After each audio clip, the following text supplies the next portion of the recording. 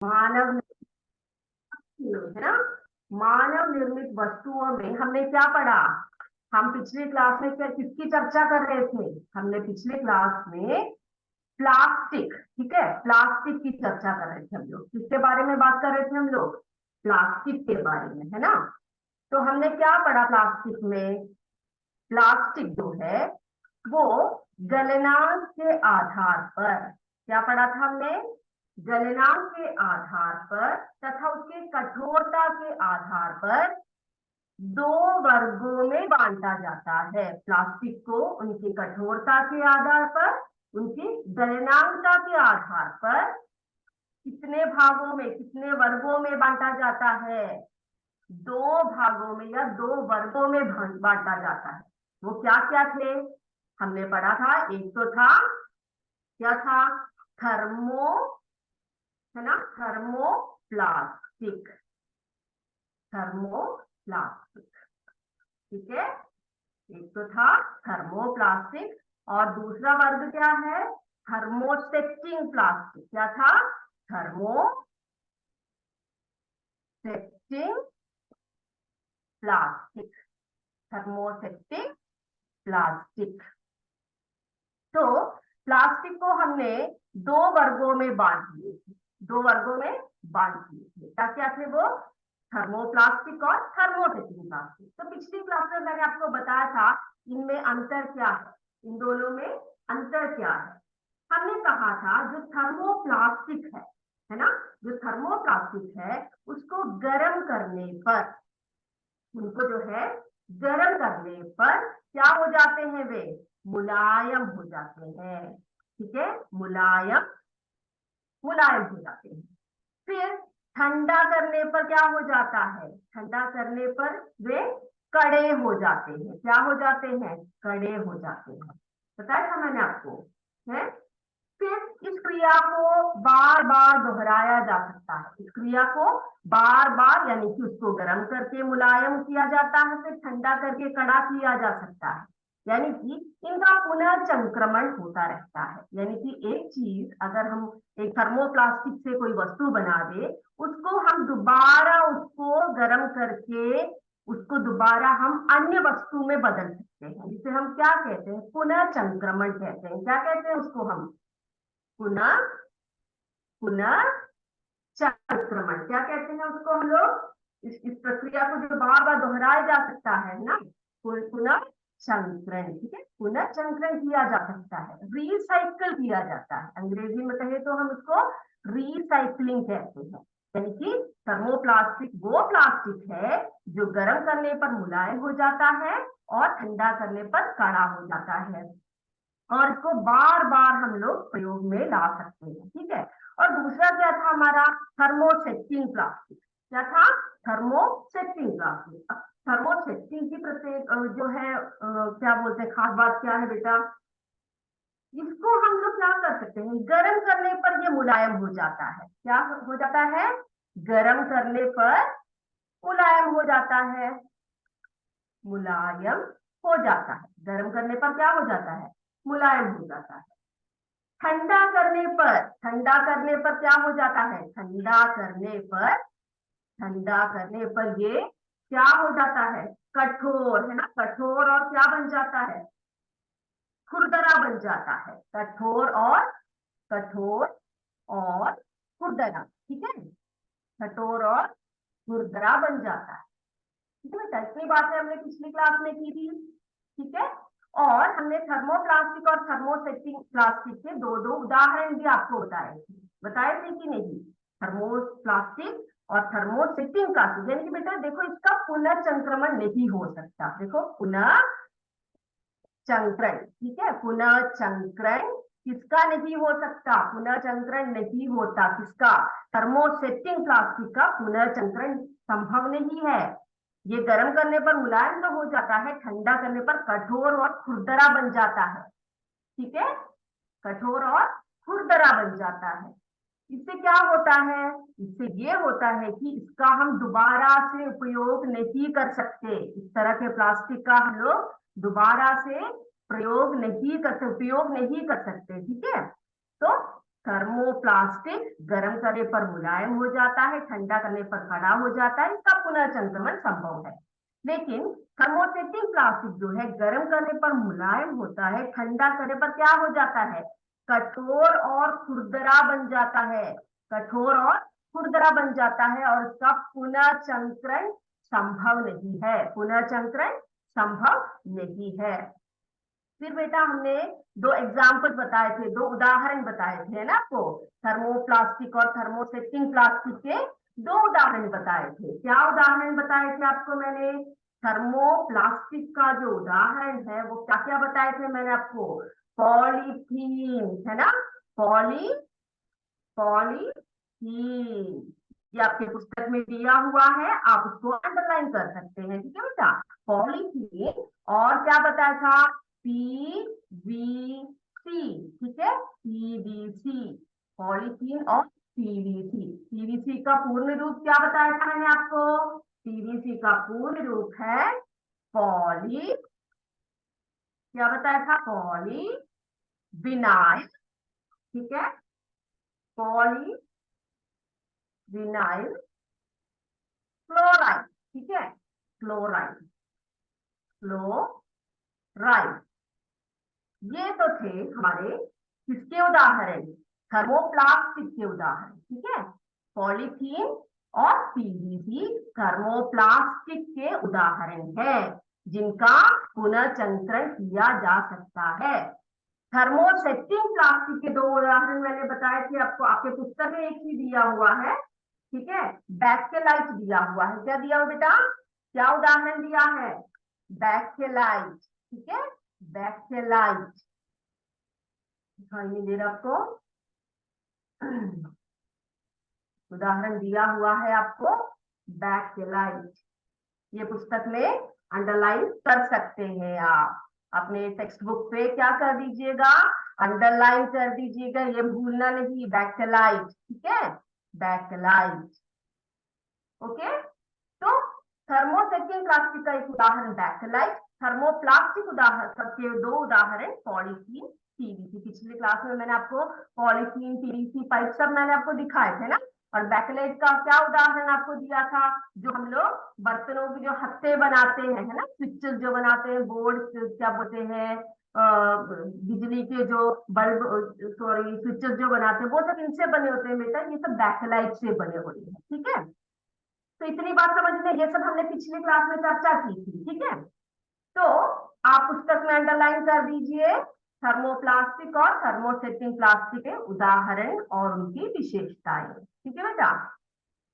अब बेटा मैं आपको एक चीज दिखाती हूँ, कुछ वस्तुएं मैं आपको दिखाती हूँ, और वो वस्तुएं देखकर आप मुझे ये बताइए कि उनकी विशेषता क्या है, ठीक है।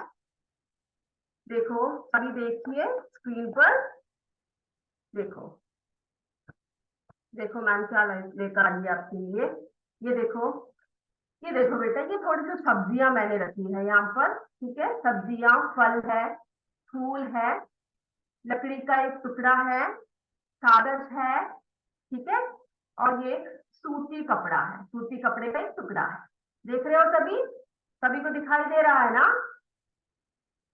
दिखाई दे रहा है ना सबको? ठीक है। तो बेटा ये फल, फूल, लकड़ी, सूती कपड़ा, कागज, ये सब, इन सब वस्तुओं की विशेषता, लेकिन विशेषता यानी कि जब हम, आपको पता है आपकी मम्मी जब घर में खाना बनाती है, रसोई में खाना बनाती है, तो वो सब्जियों के छिलके, है ना, सब्जियों के सब छिलके सब क्या करते हैं, वे उनको मिट्टी में डाल देते हैं, या बाहर को हम क्या बोलते हैं, कचरा फेंकते हैं, ठीक है। फेंकना इधर उधर नहीं, एक जगह पर इकट्ठा करते हैं, ठीक है। तो आप देखते हो कि थोड़े दिनों बाद वो सब क्या होने लगते हैं, वो सब मिट्टी में ऐसे गलने सड़ने लगते हैं। क्या होता है? वो सब मिट्टी में गलते और सड़ते हैं, ठीक है। तो ऐसी वस्तुएं मिट्टी में क्यों सड़ते और गलते हैं? क्योंकि मिट्टी में बहुत सारे जीवाणु होते हैं। क्या होते हैं मिट्टी में? मिट्टी में जीवाणु होते हैं। क्या होते हैं मिट्टी में? जीवाणु, ठीक है, जिन्हें हम बैक्टीरिया कहते हैं। बहुत सारे जीवाणु होते हैं, अंग्रेजी में उन्हें बैक्टीरिया कहते हैं, ठीक है। ये जो जीवाणु है ये इन वस्तुओं पर, जैसे फल हुआ, फूल हुआ, सब्जियां हुई, ठीक है, जो जो वेस्ट प्रोडक्ट्स है उन पर क्या होते हैं, ये जो है ये आ जाते हैं, जीवाणु आ जाते हैं और इनको क्या कर देते हैं, इनको सड़ाते या गलाते रहते हैं, ठीक है, सड़ाते गलाते हैं और कुछ दिनों बाद ये मृदा का एक भाग बन जाता है, ठीक है, मृदा का भाग, यानी कि उनके अवशिष्ट मिट्टी में मिल जाते हैं, धीरे धीरे मिट्टी में इन वस्तुओं की जो अवशिष्ट है वो मिल जाते हैं, ठीक है बेटा। तो ऐसी चीजें, ऐसी वस्तुएं, ठीक है, ऐसी वस्तुएं जो क्या होते हैं, जीवाणु की क्रिया द्वारा अपघटित हो जाते हैं, क्या कहते हैं हम उसको, अपघटित होना, क्या कहते हैं, अपघटित, ठीक है, अपघटित, जिसे अंग्रेजी में डिग्रेड कहते हैं, ठीक है, जीवाणुओं की मदद से ऐसी वस्तुएं क्या हो जाती है, अपघटित हो जाती है और मिट्टी में मिल जाते हैं, और मिट्टी में मिल जाते हैं। जो वस्तुएं मिट्टी में जीवाणु द्वारा अपघटित होते हैं उन्हें हम क्या कहते हैं, निम्नीकरणीय वस्तुएं कहते हैं, क्या कहते हैं, निम्नीकरणीय वस्तुएं, ठीक है। अब मैं थोड़ी और वस्तुएं आपको मैं दिखाती हूँ, ठीक है,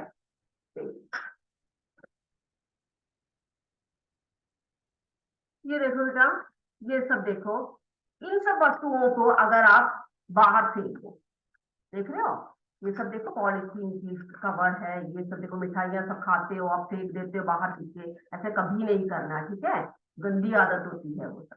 फिर देखो डब्बे, ये सब चीजें अगर आप मिट्टी में डाल दो तो क्या होगा, तो क्या होगा, जो प्लास्टिक की चीजें हैं या टिन की चीजें हैं या एल्युमिनियम की चीजें हैं, वो अगर मिट्टी में पड़ जाए तो जीवाणु उनको क्या नहीं कर पाते, उनको अपघटित नहीं कर पाते, अपघटित नहीं कर पाते, ठीक है, अपघटित नहीं कर पाते, तो वो वर्षों तक मिट्टी में ऐसे के ऐसे पड़े रहते हैं और क्या पहुंचाते हैं मिट्टी को, मृदा पोल्यूशन हो जाता है, यानी कि मृदा का प्रदूषण हो जाता है, ठीक है, मृदा प्रदूषण हो जाता है इससे, ठीक है, प्लास्टिक, टिन, एल्युमिनियम के बर्तन ये सब क्या नहीं हो पाते, जीवाणु द्वारा अपघटित नहीं हो पाते बेटा, तो उसको हम क्या कहते हैं, उसको जैव अनिम्नीकरणीय कहते हैं, सॉरी, ठीक है, जैव अनिम्नीकरणीय कहते हैं।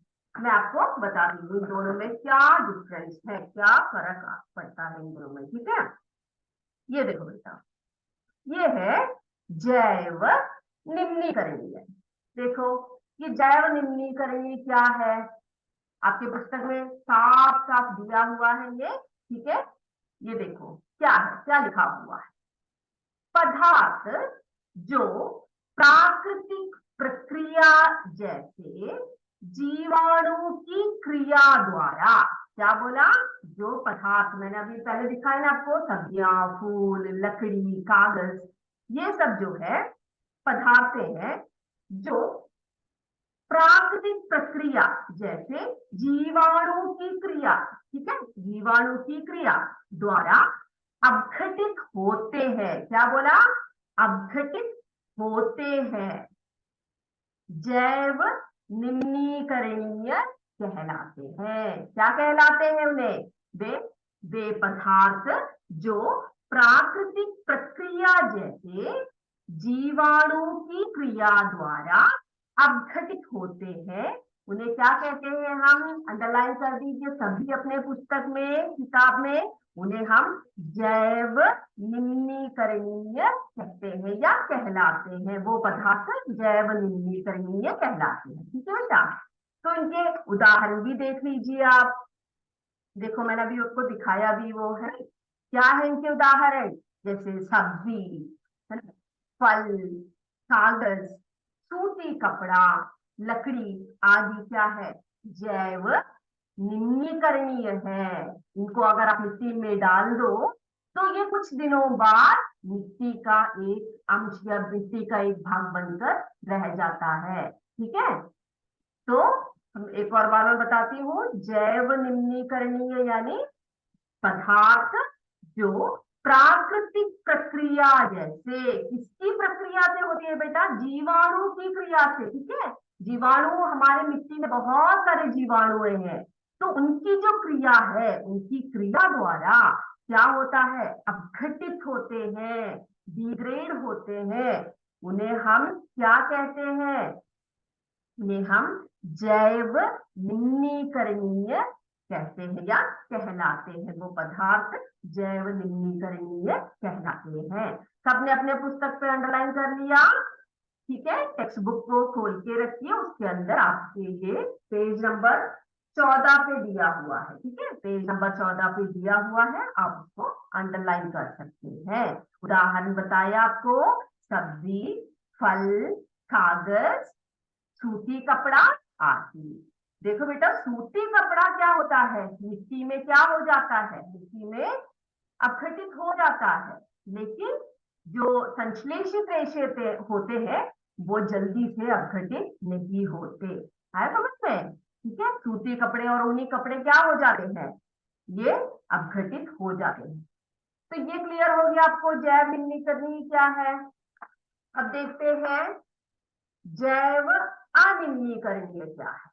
जैव अनिम्नीकरणीय, देखो नाम ही कैसा दिया हुआ है, जैव अनिम्नीकरणीय। जो मिट्टी में जो प्राकृतिक प्रक्रियाओं द्वारा, ठीक है, जो पदार्थ प्राकृतिक प्रक्रियाओं द्वारा सरलता से विघटित नहीं होते।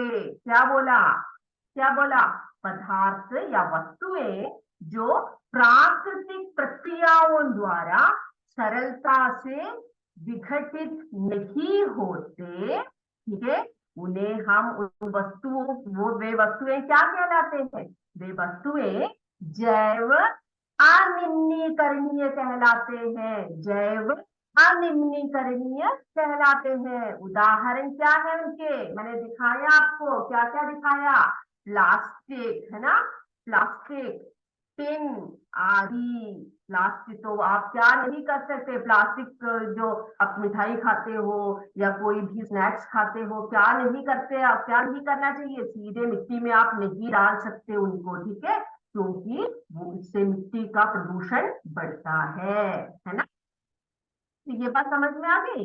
इसको भी आप अपने पुस्तक में अंडरलाइन कर लीजिए, किताब में अंडरलाइन कर दीजिए, जैव अनिम्नीकरणीय, जिसे हम अंग्रेजी में नॉन बायोडिग्रेडेबल कहते हैं। ठीक है, जो मिट्टी में प्राकृतिक प्रक्रियाओं द्वारा सरलता से विघटित नहीं होते। सरलता से विघटित नहीं, कोई भी जीवाणु आ जाए उनको क्या नहीं कर सकते हम?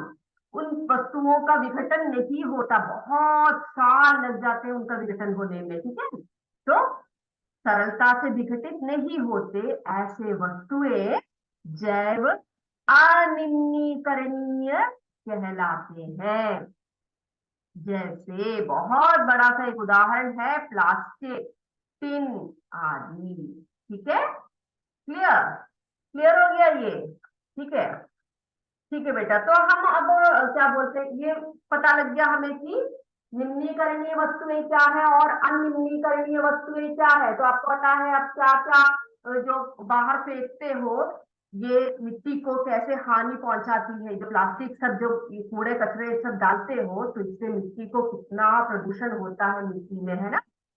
तो वो क्या है? प्लास्टिक का अनिम्नीकरणीय वस्तु है। ठीक है, ठीक है बेटा। अब देखो आपके पुस्तक में तालिका दी हुई है, सभी देखो तालिका 2.3, 2.3 में एक तालिका दी हुई है पुस्तक में, ये आपको अच्छे से पढ़ना है। ठीक है, अब इस तालिका में क्या बताया जा रहा है कि थोड़े से अपशिष्ट लिखे हुए हैं, ठीक है, और वो अपस्थित होने में कितना समय या विघटित होने में कितना समय लगता है, ठीक है, और किस प्रकार के वो पदार्थ है। पहला हम देखते हैं क्या? सब्जी, सब्जी, सब्जी और फल, सब्जी और फल, फलों के छिलके, ठीक है, फलों के छिलके, फलों के छिलके, बचा हुआ भोजन, बचा हुआ, बचा हुआ भोजन आदि, ठीक है। तो बेटा ये जो वस्तुएं हैं, ठीक है, इनको अपघटित होने में या विघटित होने में कितना समय लगता है, ये है, ठीक है। तो हम देखेंगे कि जो सब्जी और फलों के छिलके, जो बचा हुआ भोजन, ये सब अपघटित होने में कितना समय लगता है, कितना समय लगता है, 1 से 2 हफ्ते, ठीक है।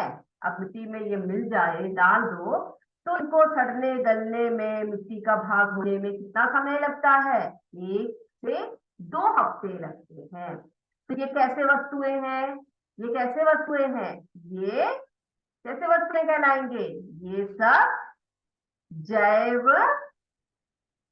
जैव निम्नीकरणीय, ठीक है, निम्नीकरणीय वस्तुएं हैं, ठीक है। जैव निम्नीकरणीय वस्तुएं, क्योंकि विघटित हो रहे हैं, है ना, मिट्टी में कीटाणु, सॉरी, जीवाणुओं की सहायता से ये मिट्टी में अपघटित हो रहे हैं, विघटित हो रहे हैं। कितने समय में, 1 से 2 हफ्तों में। तो ये कैसे पदार्थ है, कैसे वस्तुएं हैं, जैव निम्नीकरणीय वस्तुएं हैं, ठीक है, जैव निम्नीकरणीय वस्तुएं हैं। आ गया समझ में, पहला क्लियर हो गया। अब दूसरा, दूसरा देखते हैं, दूसरा क्या दिया हुआ है, कागज, ठीक है, दूसरा आपको दिया हुआ है कागज।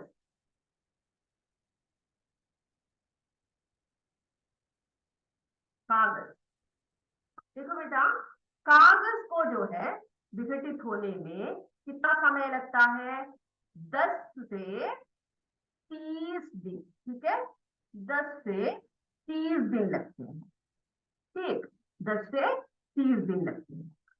तो ये विघटित हो रहा है, यानी ये कैसा वस्तु है, कैसा पदार्थ है, जैव निम्नीकरणीय है। क्या है, जैव निम्नीकरणीय वस्तु है कागज, है ना। ये प्राकृतिक वस्तुओं से बनी होती है, तो ये कागज जो है ये जैव निम्नीकरणीय है। इसको अपघटित होने में कितना समय लगता है, 10 से 30 दिन लगते हैं, 10 से 30 दिन लगते हैं, ठीक। अब देखते हैं अगला वस्तु, अगला क्या है, देखते हैं अगली वस्तु क्या है। अब अगला है सूती कपड़ा, मैंने आपको बताया था, सूती कपड़ा, ठीक है, सूती कपड़ा। सूती कपड़े को विघटित होने में कितना समय लगता है, 2 से 5 माह, यानी कि महीने, ठीक है, 2 से 5 महीने लगते हैं, लेकिन ये विघटित हो जाता है, ठीक है, जीवाणुओं की सहायता से ये विघटित हो जाता है। और इसे भी हम क्या कहेंगे, जैव निम्नीकरणीय कहेंगे, इसे भी हम क्या कहेंगे, जैव निम्नीकरणीय कहेंगे, ठीक है बेटा, लिखिए, लिखने की जरूरत नहीं है, तालिका दे रखी है आपकी पुस्तक में, ठीक है।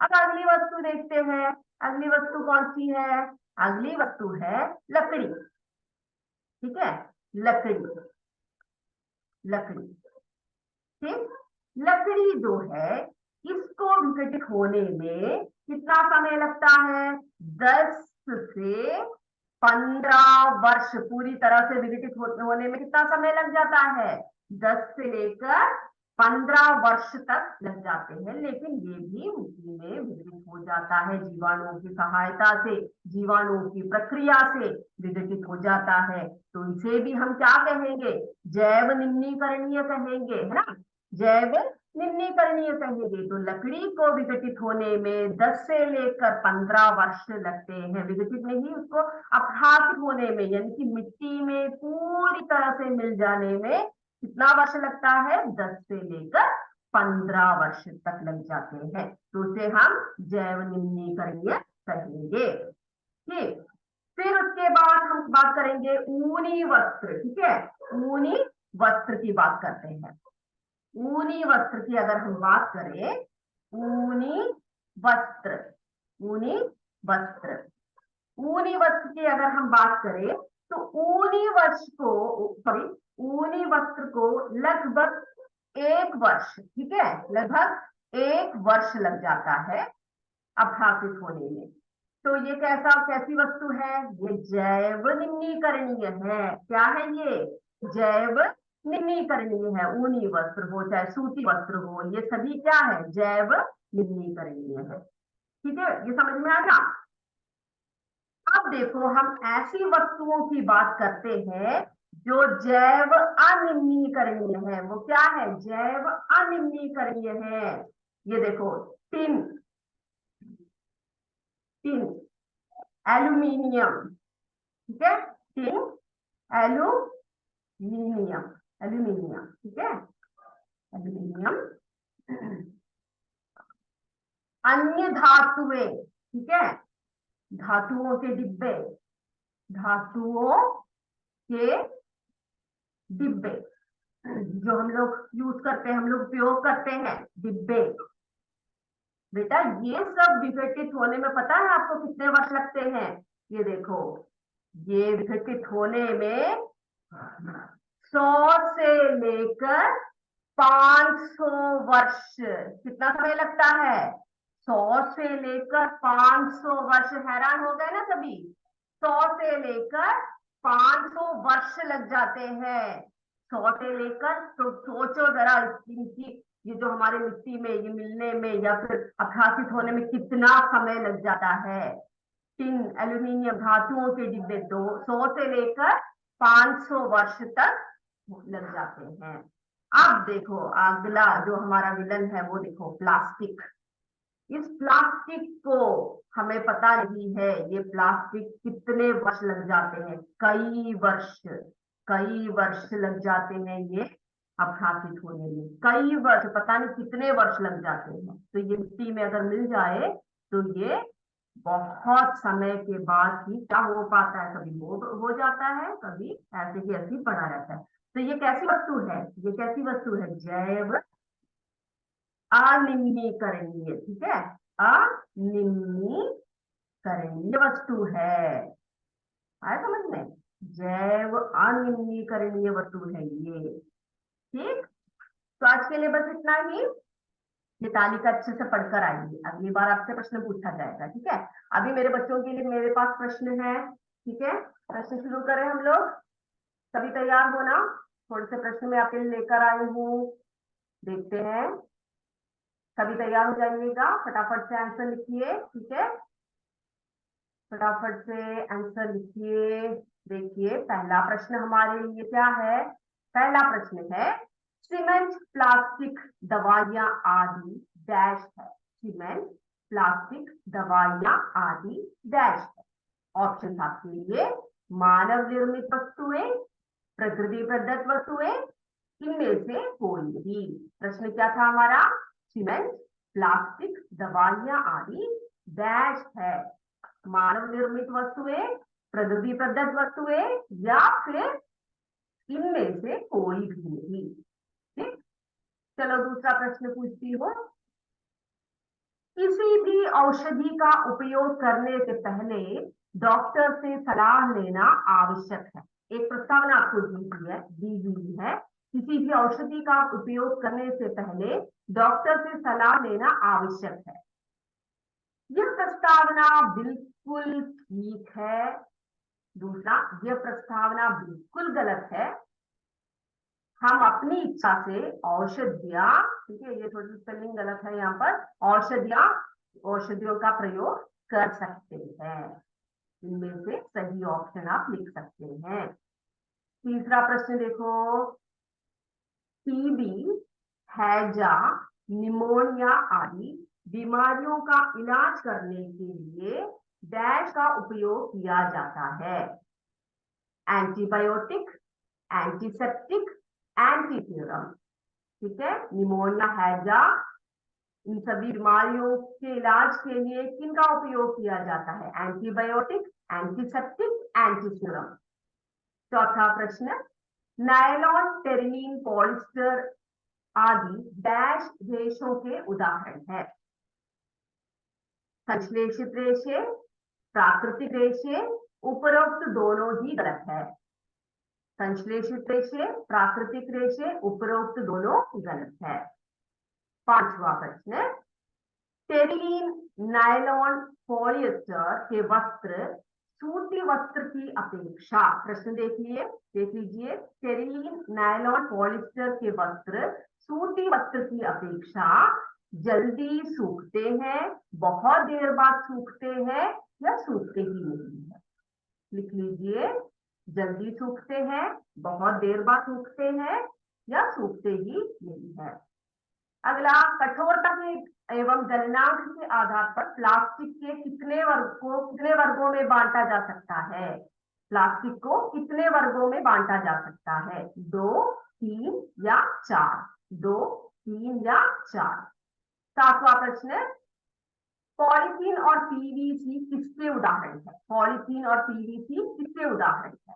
थर्मोप्लास्टिक, थर्मोसेटिंग प्लास्टिक, इनमें से कोई नहीं। थर्मोप्लास्टिक, थर्मोसेटिंग प्लास्टिक, इनमें से कोई नहीं। आठवां प्रश्न, बेकेलाइट किस प्रकार का प्लास्टिक है? बेकेलाइट किस प्रकार का प्लास्टिक है? थर्मोप्लास्टिक, थर्मोसेटिंग प्लास्टिक या thermolithic plastic? Thermoplastic, thermosetting plastic, thermolithic plastic. Teflon एक विशिष्ट डैश है। टेफ्लॉन एक विशिष्ट डैश है, प्लास्टिक, रेशा या साबुन? ठीक है, टेफ्लॉन एक विशिष्ट डैश है, प्लास्टिक है या रेशा है या साबुन है। 10वां प्रश्न, प्लास्टिक के जलने से पर्यावरण प्रदूषित होता है, प्रदूषित नहीं होता है, पर्यावरण के लिए बहुत ही लाभदायक है। तो ये तो थे हमारे 10 प्रश्न। ठीक है, अब एक एक करके हम इनके आंसर्स भी बोलते हैं। चलो बेटा, चलो सभी अपने माइक को ऑन कर दीजिए और मुझे आंसर्स फटाफट से दीजिए। सीमेंट, प्लास्टिक, दवाइयां आदि डैश है। सबसे पूछ, मानव निर्मित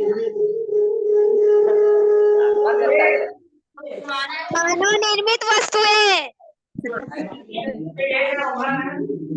औषधि का उपयोग करने से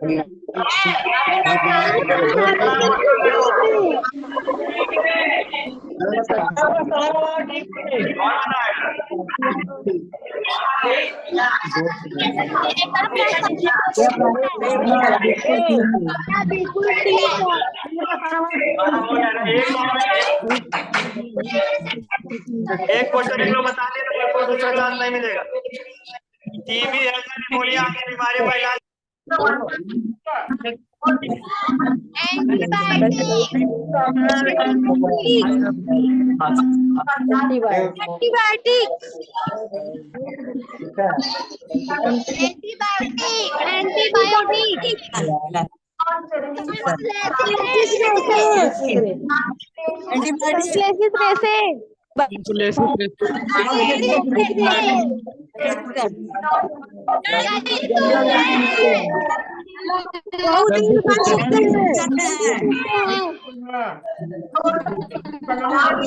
सूखने से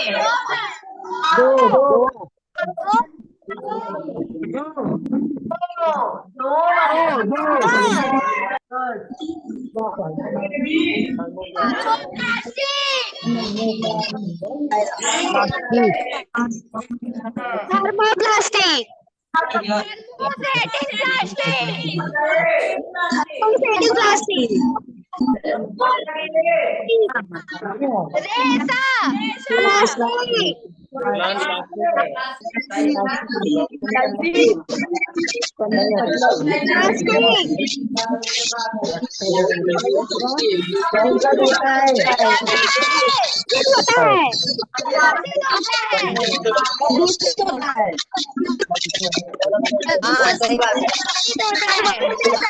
जलाना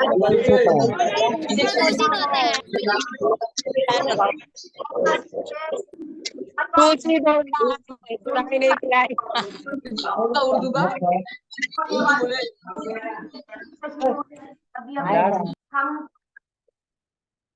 तो अभी सभी के आंसर्स एक बार देख लेते हैं, ठीक है। सभी के आंसर्स हम एक बार देख लेते हैं। देखो क्या क्या बताए थे मैंने आपको, क्या क्या बताए थे। हमने ये कहा था, ये इन सभी के आंसर्स एक बार देख लेते हैं, ठीक है। ठीक है, हमने पहला प्रश्न पूछा था सीमेंट, प्लास्टिक, दवाइयां आदि डैश है, बोला था ना मैंने।